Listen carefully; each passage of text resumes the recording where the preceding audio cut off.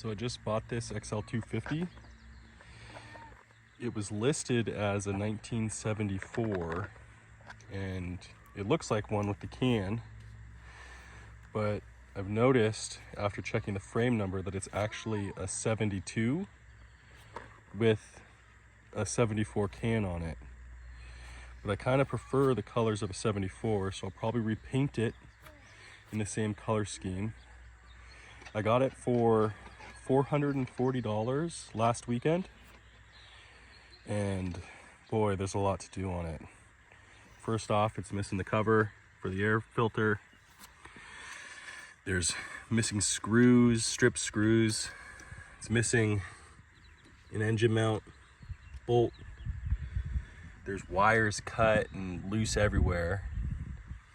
It's got a random headphone jack that's hooked to nothing. There's no front brake cable. They cut off the brake switch. There's no headlight. There's no brake light or blinkers. They recovered the seat but left the chunked out foam underneath. So I gotta redo that. There's just a lot to do. There's frayed wires everywhere. This looks pretty good, but there's just a floating ground. The seller said it ran. I wasn't able to confirm that. But he seemed pretty trustworthy, and the compression was decent at 125, not perfect. It's missing the peg over here, but I actually have that in a box that he gave me, along with like a Chinese carburetor. Over here's the worst side. We're missing the horn switch and blinker switch. Pretty much every screw is missing on this case for the transmission, as well as the shift lever. There's a little bit of rust on this exhaust, but it seems to be solid. Clean that up and give it a paint job. There's lots of dents all over the can, but I'll try and pull some of those out and then repaint this. If anybody knows the color codes for this orange and how I can recreate this blue silver, I think it's called Thunderbolt Metallic, that is no longer sold and it's kind of hard to find. So I got to figure that stuff out. Luckily, I think all of the important wires are intact. This one floating out here, I believe, is just the neutral indicator light, so I got to rewire that. But I'll be doing a video where I completely rewire this bike because it is a complete mess. I'm missing the cover for the sprocket. I'm missing every electronic piece to this bike, basically. I believe the person before me or the person before that stripped everything. There's no speedometer or tachometer. I got a speedometer coming in the mail from eBay. The front fender's cracked. I'll probably try and glue that together and repaint this the same color as the can. I'm gonna recover the seat. I want to eventually do a front fork swap, and included with that would be switching the brakes to disc brakes, and potentially the rear, but I'm gonna get this thing road legal first. It didn't have a title, but I was able to confirm that it's not stolen. So everything should be good there. I just have to spend the time and money to get it ready for the road so it can be inspected again. Along with all the bolts missing, it is definitely leaking some fluid out of this side of the case. Not entirely sure, but I'm gonna try and get this thing started and idling before I tear into the engine. There's actually loose bolts everywhere. You can't see there. This one's not fully tightened. The front bottom of the head is not fully tightened. It's actually completely missing on this side, if you can't see. So there's a lot to work to do on this bike. All the cables probably need to be replaced.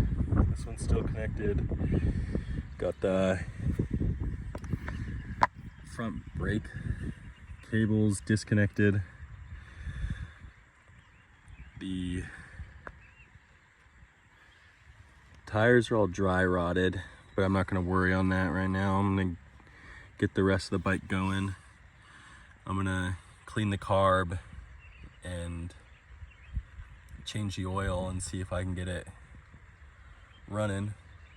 Maybe put a screw or two in this case, but it seems to be leaking somewhere. I have no clue, but I have to figure that out. I'll plan on changing the whole point system. I haven't opened that up yet. Rewiring the whole bike. In the end, ideally, I'd probably convert this to 12 volt if I can. I know there's a little bit of stuff on that, swapping stuff or rewiring the coils, but I have to figure out what I'm gonna do there. It's missing the choke cable, and I have that coming in the mail right now. I purchased a carb rebuild kit and a complete engine gasket kit, so when I start breaking into that, I'll be able to put it back together. Also have a new spark plug. I wasn't able to check the color of the spark plug when I purchased it because the kid had just cleaned it like a month or so ago and hasn't fired it up, but somebody's definitely been in this bike, so I'm interested to see what is all going on with it.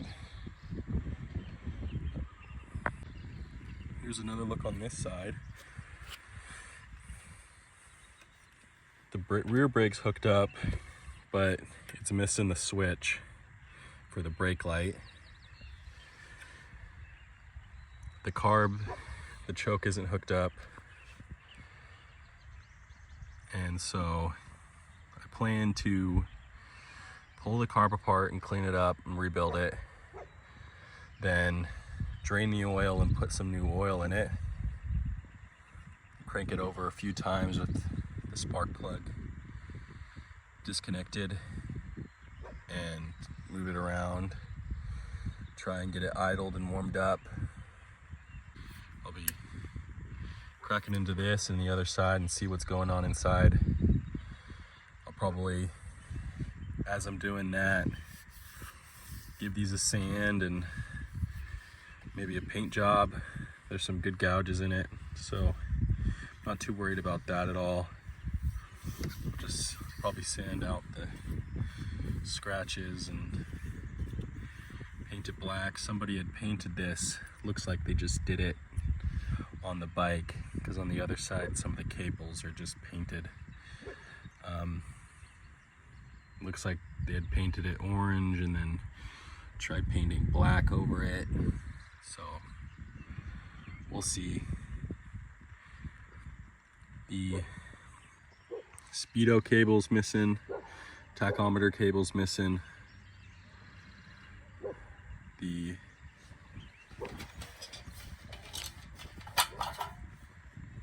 looks pretty decent inside, not too much rust buildup. Probably get a new cap just cause.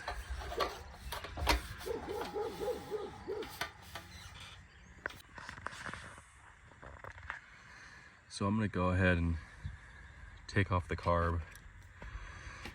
I have no clue what this is for, why somebody would put this on.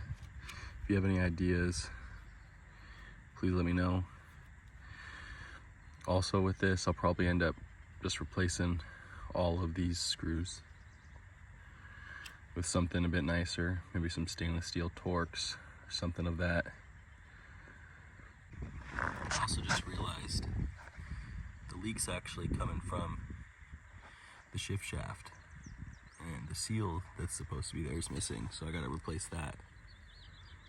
So there's a lot to do on this bike. this was the walkthrough. Next one will be pulling the carb and see if I can get it firing. Drain the oil, get it running, and then I'm gonna drain it again and start breaking into the engine. I also have a 1966 CM91 that I have a few videos on. I might be selling that soon to fund this bike, but kind of want to get this one ready for the road before I sell that one.